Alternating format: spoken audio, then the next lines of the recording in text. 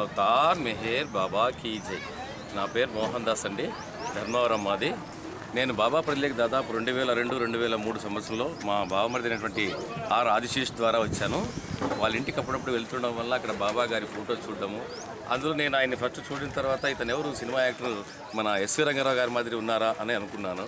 కానీ బాబా గారి విషయాలు మా బ్రదర్ ఇన్లా చెప్పడం వల్ల నాకు కాస్త ఇన్స్పైర్ అయ్యారు. అందులో ముందుగానే నేను ఐ హాస్పిటల్ కాస్త సర్వీస్ చేయడం వల్ల, సేవా పరిధిలో ఉండడం వల్ల బాబా నన్ను లాక్కున్నారేమో అనిపిస్తుంది. ఇమ్మీడియట్గా ఒక 1 or 2 years కంటిన్యూగా మెహరాబాద్ రావడము, తిరిగి హమీర్పూర్ వెళ్ళడము, దానివల్ల నాకు బాబా పైన బాగా గురి కుదరడము జరిగింది. ఈ విధంగా జరుగుతుండడం వల్ల ఒకసారి ఏం జరిగింది, ఇలా మన బెంగళూరు వెళ్తున్నాను నేను. అప్పుడు అలా బెంగళూరు వెళ్తూ ఉండగా మన బాబాకు వచ్చినట్టు అతి ముఖ్యమైనటువంటి వ్యక్తి బాలగోపాల్ భాస్కర్ రాజు గారు బాడీ డ్రాప్ చేసినట్లుగా తెలిసింది. అప్పుడు మా ఊరి నుంచి 2 అమ్మాయిలు వెళ్తున్నారు. మేము వెళ్ళాలనుకున్నాం కానీ మేము మార్గ మధ్యంలో ఉండడం వల్ల వెళ్ళలేకపోయాం మేము. అప్పుడు మా రిలేషన్స్ వాళ్ళ ఇంట్లో మార్నింగ్ నేను స్నానం చేసేసి ప్రేయర్ చేశాను. ప్రేయర్ చేస్తుంటే ఇమ్మీడియట్గా ఉన్నటువంటి బాబా గారు కనిపించారు. ఏమి ఇక్కడ బాబా గారు కనిపిస్తున్నారు అని చెప్పేసి నాకు అనిపించింది. ఇమ్మీడియట్గా బాలగోపాల్ భాస్కర్ రాజు కూడా వచ్చేసారు. అక్కడ కనపడి ఇద్దరు కనపడి ఒకరొకరు ఆలింగనం చేసుకున్నారు. బాలగోపాల్ భాస్కర్ రాజు కనపడలేదు, బాబాలో ఐక్యమైపోయినారు. అప్పుడు నా కళ్ళ నుంచి నీళ్లు విపరీతంగా గారుతున్నాయి. అప్పుడు మా మిస్సెస్ గారు వచ్చారు. ఎందుకు అలా ఏడుస్తున్నావు అంటే, ఇలా ఇప్పుడు వీళ్ళిద్దరు ఇక్కడ దర్శనం ఇచ్చారు నాకు ఇక్కడ అని చెప్పాను. ఇప్పుడు మా మిస్సెస్ గారు వస్తున్నారండి. ఈవిడ మా మిస్సెస్ పార్వతి గారు. మేమిద్దరు ఒకరికొకరు బాబా పరిధిలో ఉంటూ రోజు సవాసులకు వెళ్తున్నాం. ధర్మవరంలో సరస్వతి ఒక మా చెల్లాయి ఉంది, వాళ్ళ ఇంట్లో కలిసి రోజు సవాసులకు వెళ్తున్నాము. అలాగే ఎవ్రీ వీక్ మా ధర్మవరంలో సెంటర్ ఉంది, అక్కడ సెంటర్కి వెళ్తుంటాము. ఎక్కడ సవాసులు జరుగుతుందో అక్కడికి వెళ్తుంటున్నాము. మేమిద్దరే కాకుండా మా ఇంట్లో మా పిల్లలు, మా కూతురు డాక్టర్ మాధురీదేవి.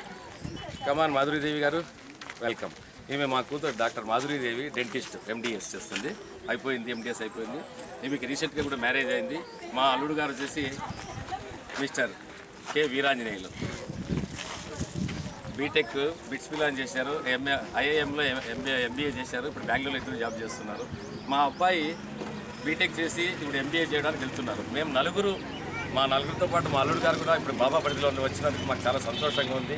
ఈరోజు ఇక్కడ అరకు వ్యాలీలో ఈ సమావేశానికి వచ్చి, ఈ అరకు వ్యాలీలో బాబా సహవాసకు వచ్చి ఎన్నో విషయాలు తెలుసుకొని, చాలా విషయాలు తెలుసుకునేసి బాబాని గురించి ఇలా చెప్పగలుగుతున్నాము. మేము బాబాని బాగా స్ఫూర్తిగా నమ్మినాము, బాబాతో పాటు ఉంటున్నాము.